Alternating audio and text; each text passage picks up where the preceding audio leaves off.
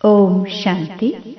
10 फरवरी 2022 बाबा के महावाक्य। मीठे बच्चे, बाप को जानी जाननहार भल कहते हैं, परंतु हर एक को अपना समाचार जरूर देना है। समाचार देंगे तो सावधानी मिलेगी। प्रश्न: बेहद सृष्टि को स्वर्ग बनाना है, इसलिए सेंसिबल बच्चों का काम क्या है? उत्तर: हर एक का यथार्थ समाचार बाप को देना। बाप को ठीक समाचार देंगे तो बाप शिक्षा देंगे कि तुम्हारे में यह भूत है, इस कारण डिससर्विस होती है। अपनी चलन सुधारो। देह अभिमान की इच्छाओं का त्याग करो।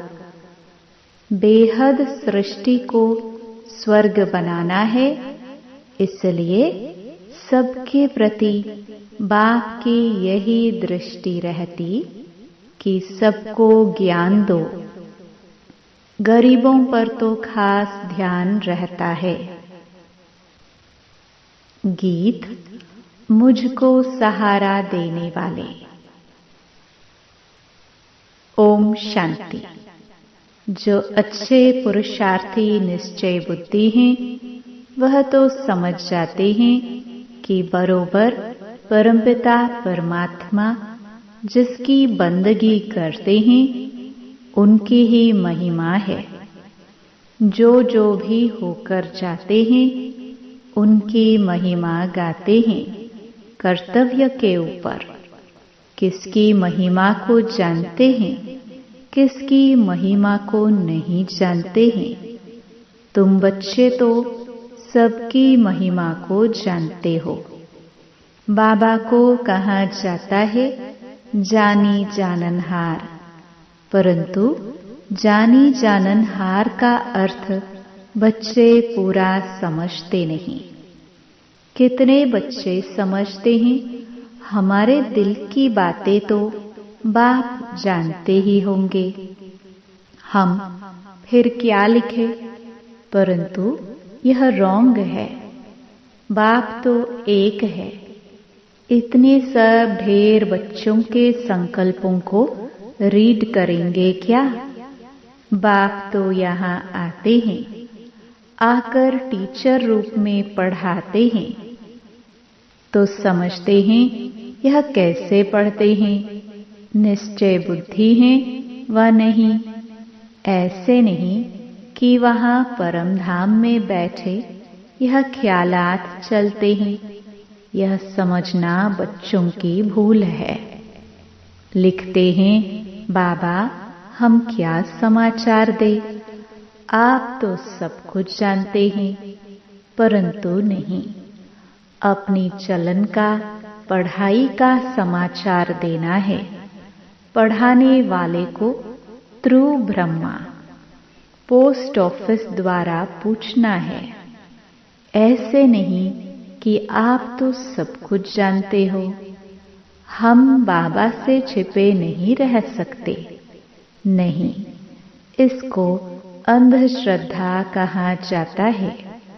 बाबा को ब्रह्मा द्वारा समाचार देना है। अनेक प्रकार के बच्चे हैं ना, हर एक को अपना समाचार देना है।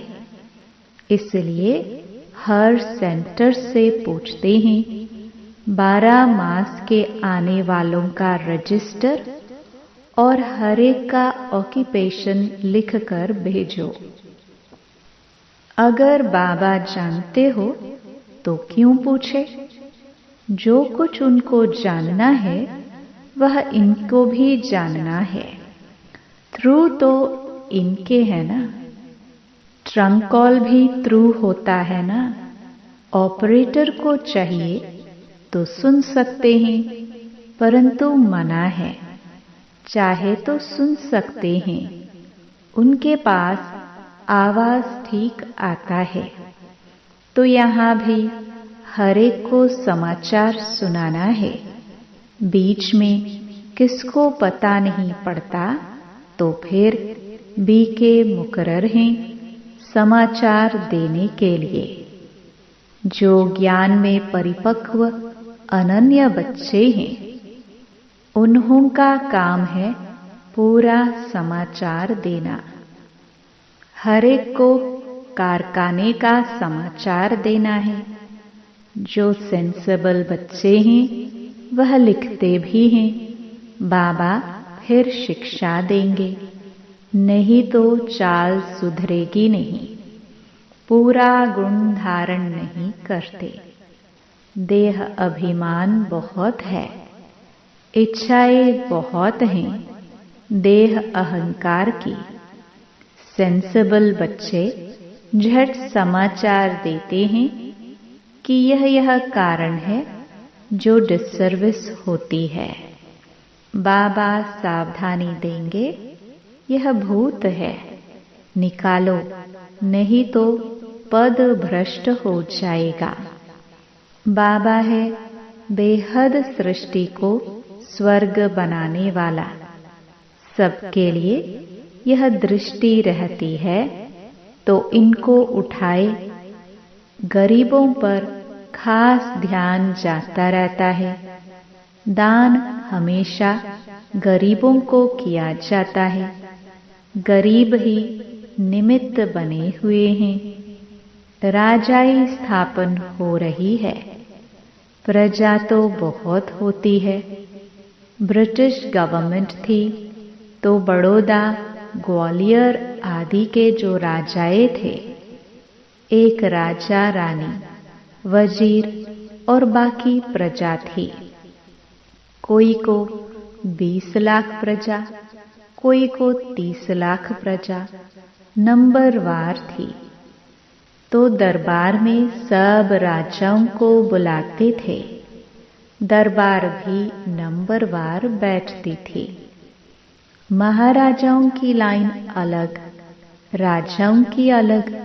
राय बहादुर, राय साहेब आदि आदि बहुत टाइटल वाले होते हैं नंबरवार। यह भी ऐसे हैं। ऊंचे ते ऊंचा बाप, उनका तो सबको रिगार्ड रखना है।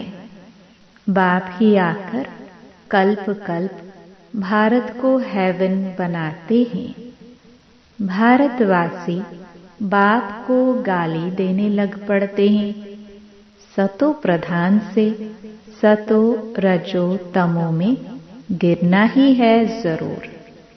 तो ऊंचे ते ऊंचा है भगवान, फिर उनसे तैलुक रखने वाले हैं ब्रह्मा, विष्णु, शंकर, सूक्ष्म वतन वासी। झाड़ का तो पता होना चाहिए ना। बाप को ही इस झाड़ का नॉलेजफुल कहा जाता है और कोई में भी नॉलेज नहीं है। तो ऊंचे ते ऊंचा बाप, फिर ब्रह्मा, विष्णु, शंकर, फिर प्रजापिता ब्रह्मा और जगदम्बा मात पिता मशहूर है। जगदम्बा सरस्वती है, ब्रह्मा की बेटी। उनका भी एक नाम होना चाहिए। कोई अम्बा कहते, कोई काली कहते, कोई सरस्वती कहते। बहुत नाम रखे हुए हैं। यह है प्रजापिता ब्रह्मा और फिर बीके सरस्वती। दिखाते भी हैं सरस्वती के पास सितार है। पहले पहले मुख्य गॉडेस ऑफ नॉलेज। जैसे इनको ज्ञान की मुरली दी है, उनको फिर सितार दी है। पहले पहले मुख्य goddess of knowledge Saraswati, Jagdamba. कौन सी नॉलेज है? राजयोग की। इनको किसने दी? ज्ञान सागर ने। ज्ञान सागर बाप से यह ब्रह्मा भी सीखा तो बच्चे भी सीखे। वह फिर ज्ञान ज्ञानेश्वरी से राज राजेश्वरी बनती है। तत्त्वम ब्रह्मा और सरस्वती दोनों हुए ज्ञान ज्ञानेश्वरी। ईश्वर से सहज राजयोग का ज्ञान पाकर राजाई पाई। तत्त्वम लक्ष्मी नारायण अकेले थोड़े ही होंगे, यह राजाई स्थापन हो रही है। कितने ब्राह्मण ब्राह्मणियां हैं, पढ़ रहे हैं, जो फिर पूज्य राजा रानी बनेंगे। फिर सतो प्रधान से सतो में आते तो 2 कला कम, फिर रजो में आकर पूज्य से पुजारी बन जाते हैं। आपे ही हम सो पूज्य थे, आपे ही हम सो पुजारी बने हैं। यह परमात्मा के लिए नहीं गाएंगे, वह कैसे पुजारी होगा। हम रजो तमो में आकर पुजारी बने हैं। बाबा ने समझाया है, वास्तव में धर्मशास्त्र है ही 4। मुख्य है श्रीमद् भगवत गीता, माई बाप, बाकी हैं उनके बच्चे, इस्लामी बौद्धि आदि धर्म वाले। ऊंच ते ऊंच है गीता, फिर इस्लामियों का शास्त्र। धर्म स्थापना के मुख्य शास्त्र यह है। पहले पहले देवी देवता धर्म, उनका शास्त्र है गीता। उनका सरमोनिजर है परमपिता परमात्मा, वही ज्ञान सागर है। जरूर उनको ऊंच रखना चाहिए।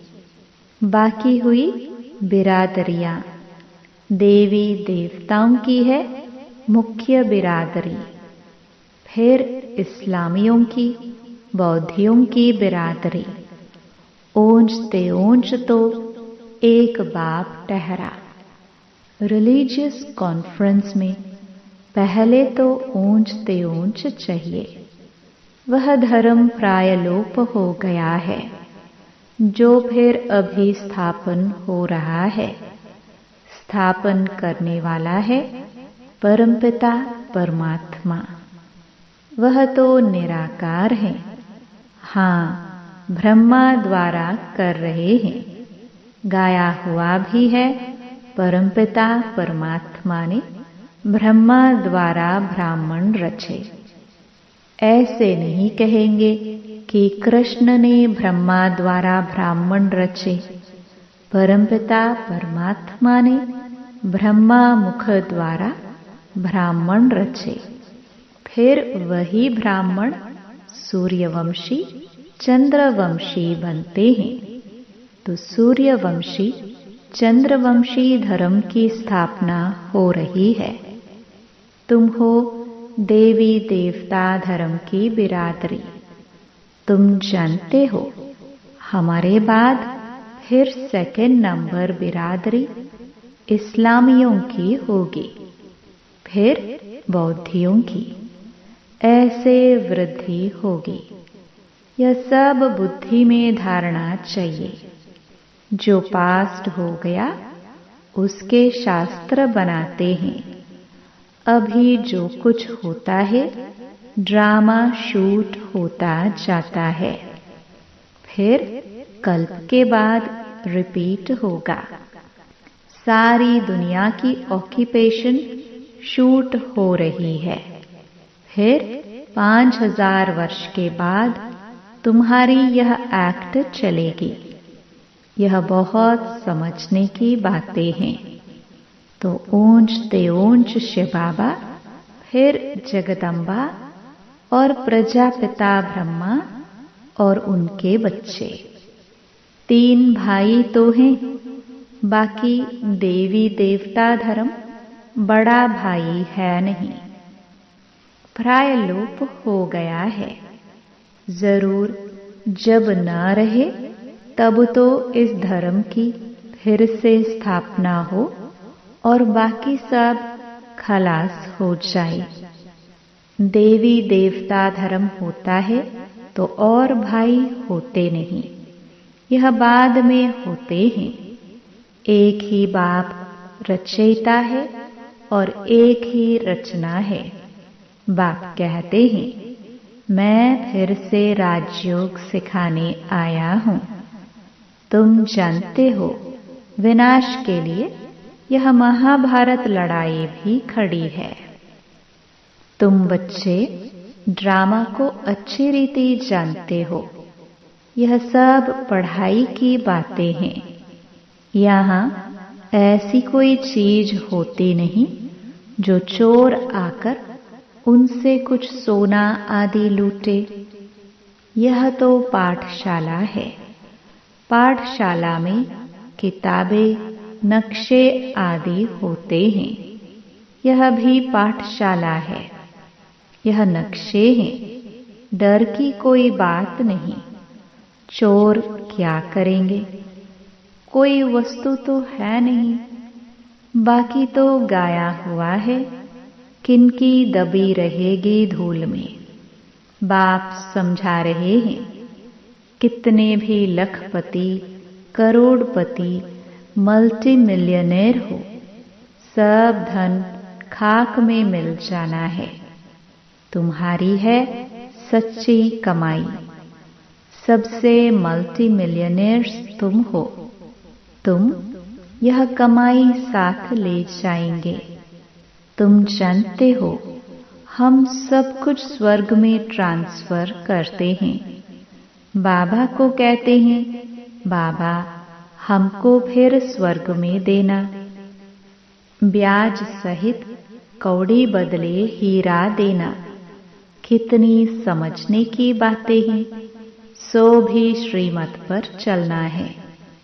गृहस्थ व्यवहार की भी संभाल करनी है, परंतु श्रीमत पर चलना है। मनुष्य बहुत खर्चा करते हैं।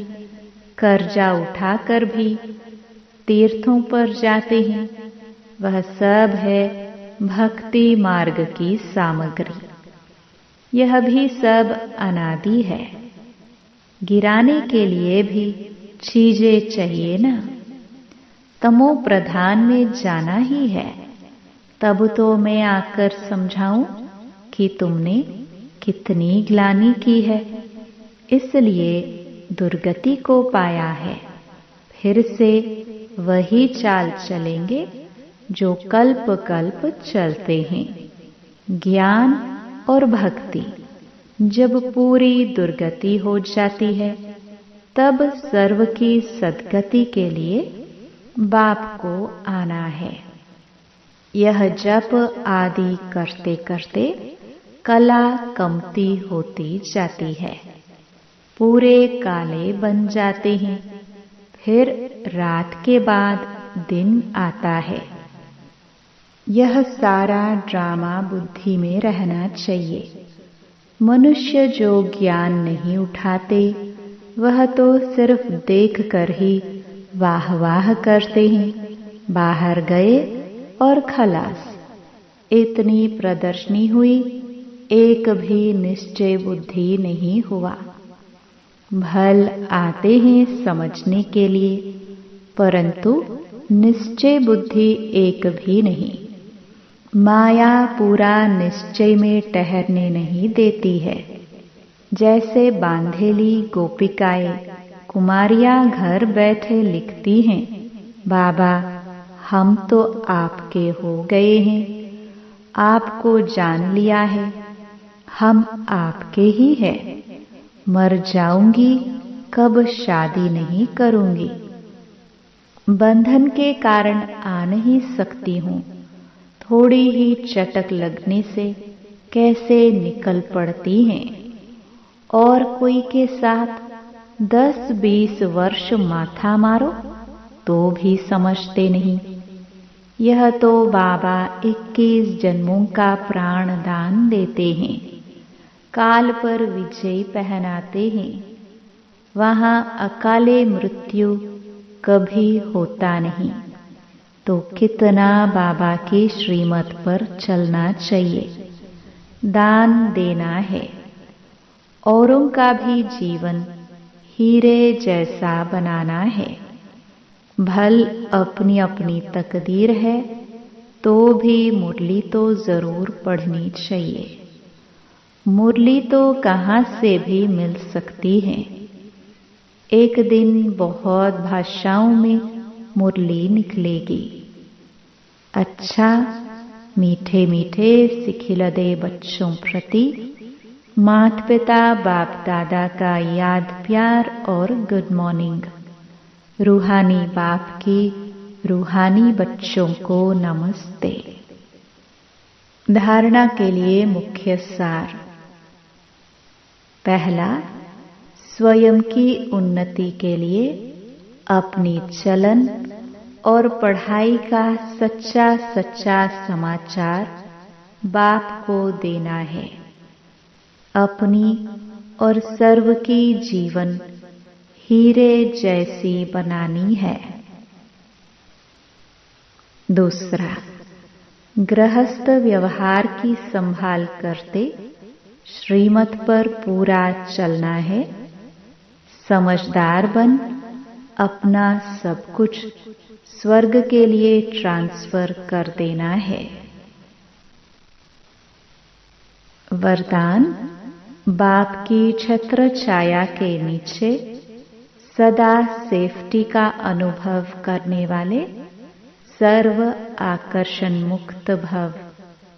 जैसे स्थूल दुनिया में धूप व बारिश से बचने के लिए छत्र छाया का आधार लेते हैं, वह है स्थूल छत्र छाया और यह है बाप की छत्र छाया, जो आत्मा को हर समय सेफ रखती है।